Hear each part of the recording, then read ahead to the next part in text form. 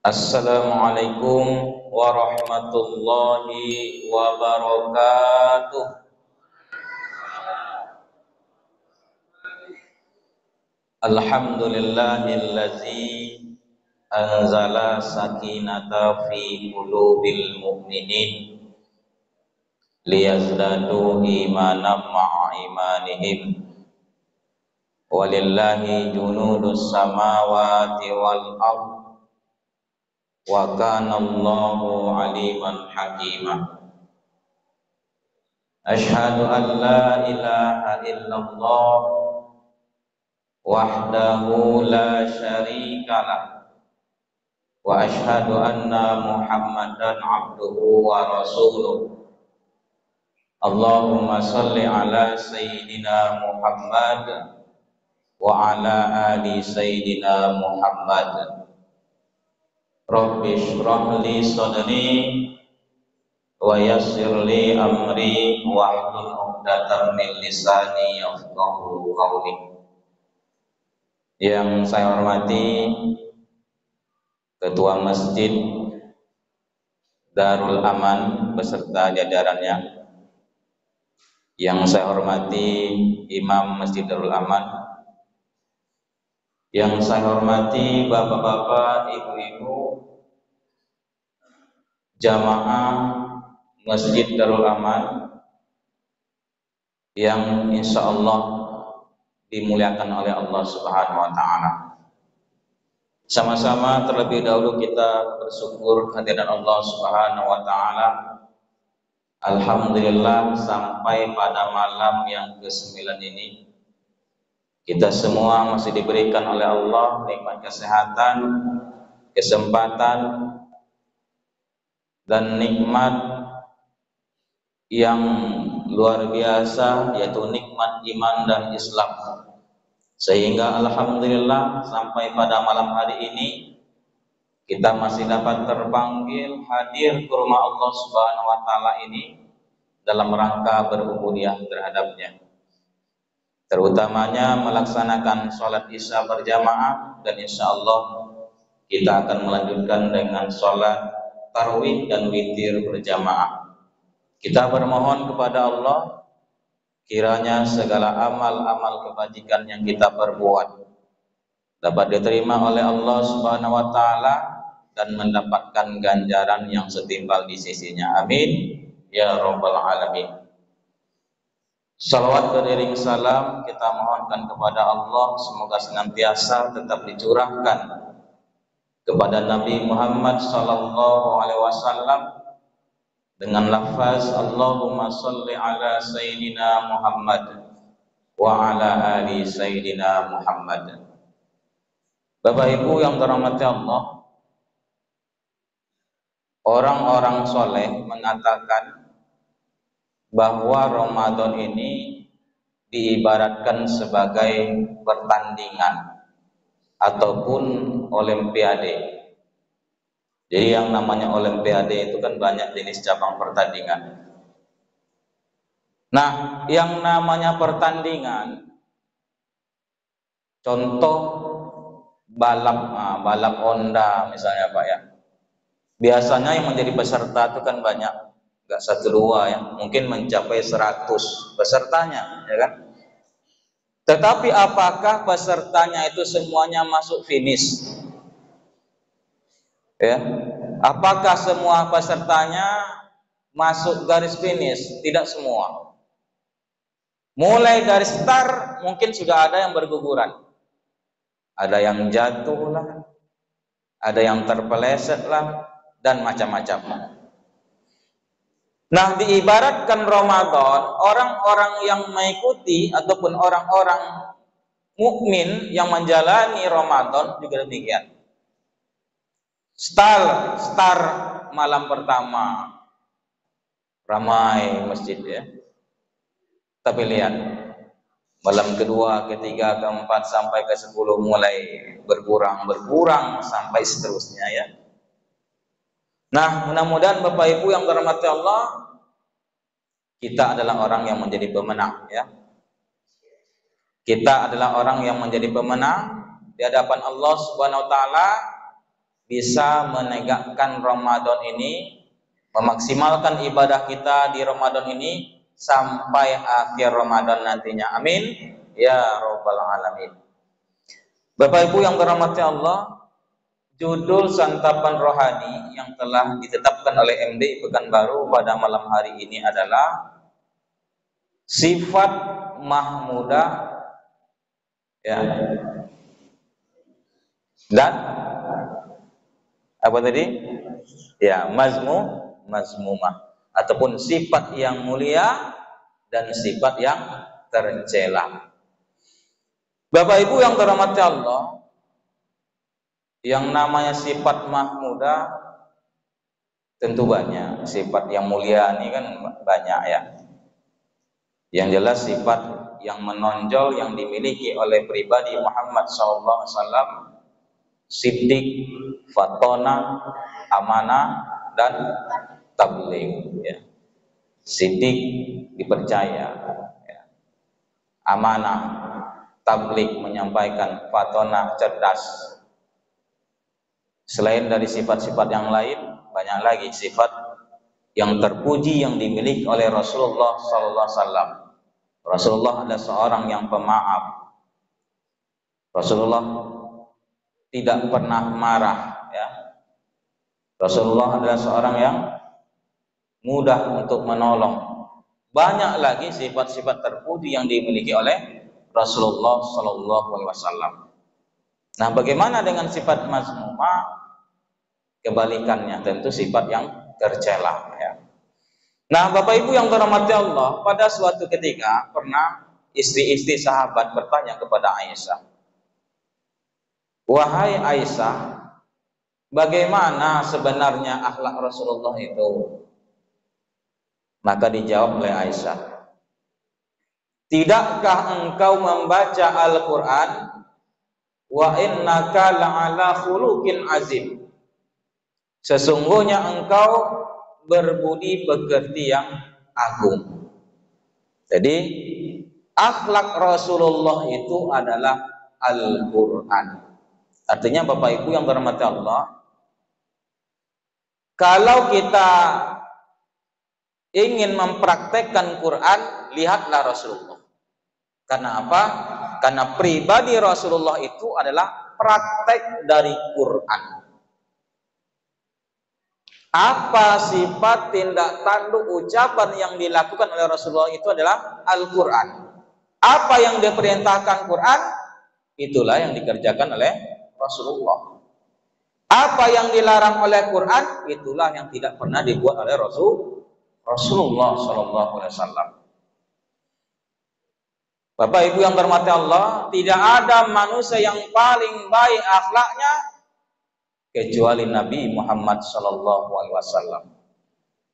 Maka tentu kita sebagai orang yang mengaku beriman kepada Rasul, sebagai orang yang mengaku beriman kepada Allah, mestinya tidak ada yang kita jadikan contoh, suri tauladan dalam kehidupan ini selain daripada Rasulullah. Kenapa? Rasulullah itu diutus oleh Allah memang untuk menjadi contoh bagi orang yang beriman. Jadi kalau ada orang beriman, contohnya bukan Rasul, uswahnya bukan Rasul, nah dipertanyakan imannya. Rasul orangnya pemaaf, dia pemarah.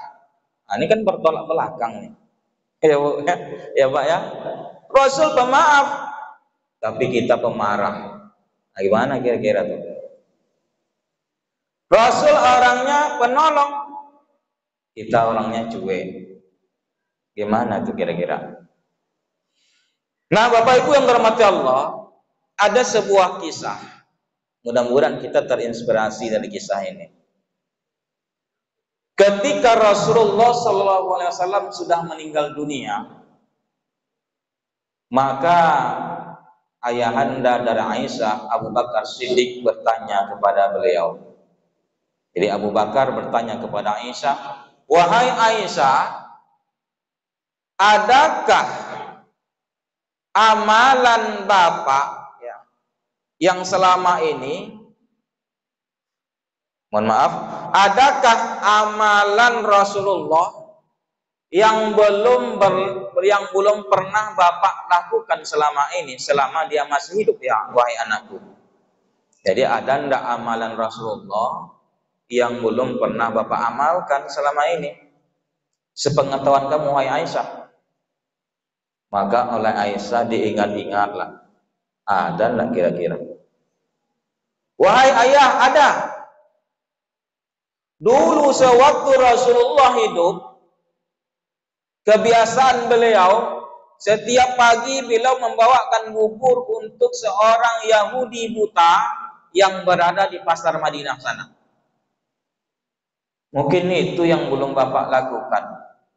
Nah, jadi dulu ada kebiasaan Rasulullah setiap pagi membawa bubur, ya, menyuapi bubur terhadap seorang Yahudi buta. Nah ini.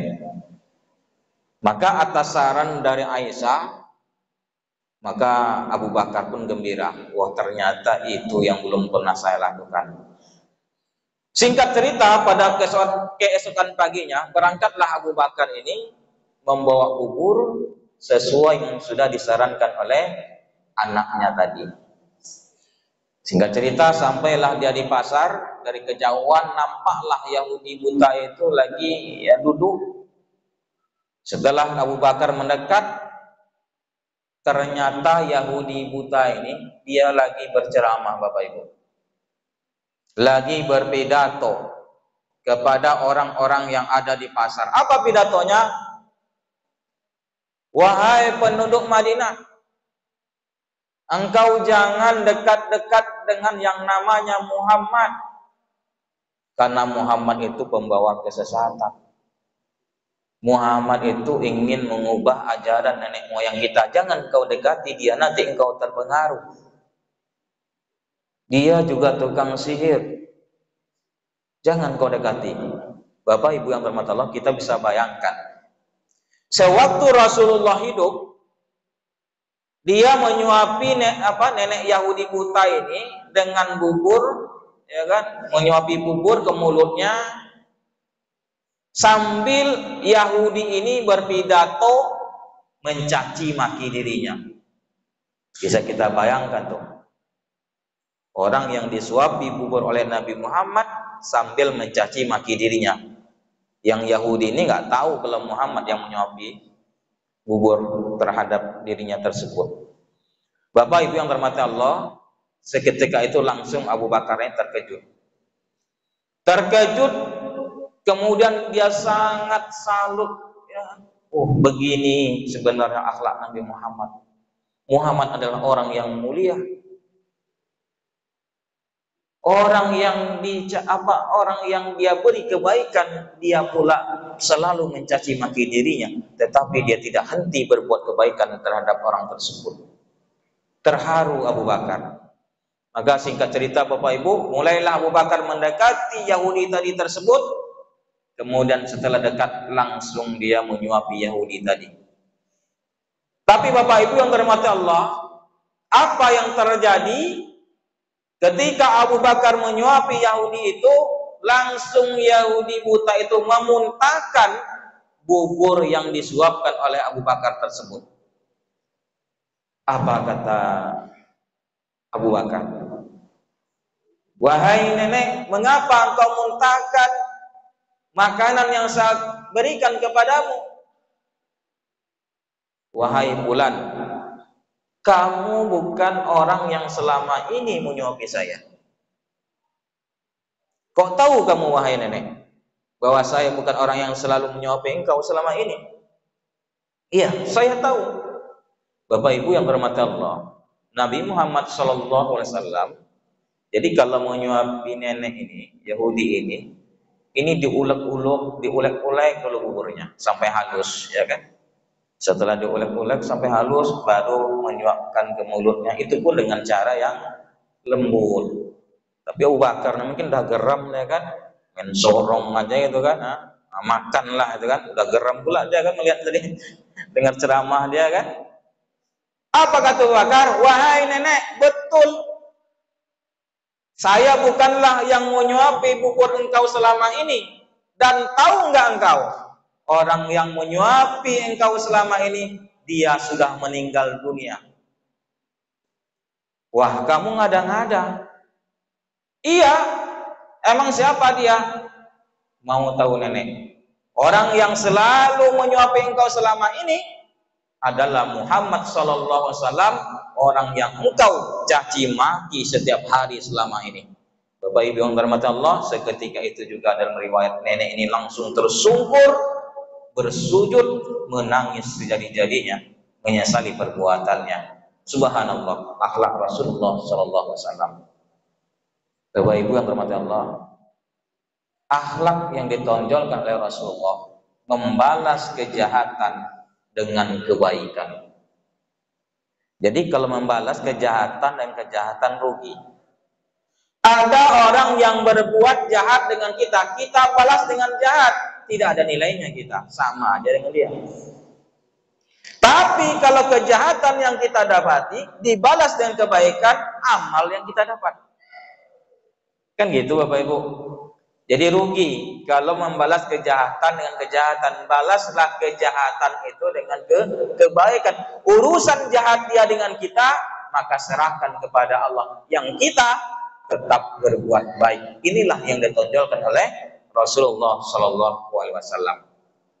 Terakhir dalam surah Al-Imran ayat yang ke-21, Allah berfirman, Qul in kuntum tuhibbunallah fattabi'uni yuhibbukumullah wa yaghfir lakum dzunubakum wallahu ghafurur rahim. Katakanlah. Jadi katakanlah berarti Allah perintahkan kepada Nabi Muhammad. Muhammad katakanlah. Qul in kuntum tuhibbunallah, jika kamu mencintai Allah, fattabi'uni, ikutilah aku. Jadi katakan Muhammad, kalau manusia itu ingin mencintai Allah, maka syaratnya apa? Ikuti aku. Aku di situ Muhammad. Jadi Bapak Ibu yang dirahmati Allah, seorang yang mengaku cinta kepada Allah, maka cintanya mesti dibuktikan dengan apa? Dibuktikan dengan mengikuti Rasul, dengan mencontoh Rasul. Makanya banyak orang hablum minallahnya baik, taat dia kepada Allah, sholat malam dia tengah malam, ya kan? Tidak pernah tinggal sholat berjamaah, tetapi akhlaknya jauh dari Rasul. Nah, kata Allah, jika kamu mencintai Allah, maka ikutilah aku, ikutilah Muhammad, contohlah Muhammad dalam kehidupan, baru nanti cinta itu berbalas. Bapak Ibu yang dirahmati Allah, kalau kita ngaku cinta kepada Allah, kalau cintanya ingin dibalas, ikuti Muhammad, contoh Muhammad. Maka apa kata Allah? Yuhibbukumullah wa yaghfir lakum dzunubakum. Niscaya aku akan mencintaimu dan mengampuni dosa-dosamu. Jadi kuncinya, kalau ingin dicintai Allah, ikuti Rasul, maka Allah pun akan mencintai kita dan mengampuni dosa-dosa kita. Kalaulah Allah sudah ampuni dosa-dosa kita, sebesar apapun dosa, pasti kita akan selamat. Kalau sudah dapat cinta. Bapak Ibu yang dirahmati Allah, kalau orang sudah dapat cinta, coba kita mencintai seseorang ataupun orang mencintai kita, apapun dia akan berikan kepada kita. Begitu juga Allah. Kalau Allah sudah cinta kepada hambanya, ampunan, surga Allah akan berikan. Tapi apa syaratnya? Ikuti Rasul, contoh Rasul dalam segala aspeknya. Demikian yang dapat disampaikan dalam tausiah yang singkat ini. Mudah-mudahan ada manfaatnya. Nasrum minallah wa fathun qarib. Billahi taufiq wal hidayah. Wassalamualaikum warahmatullahi wabarakatuh.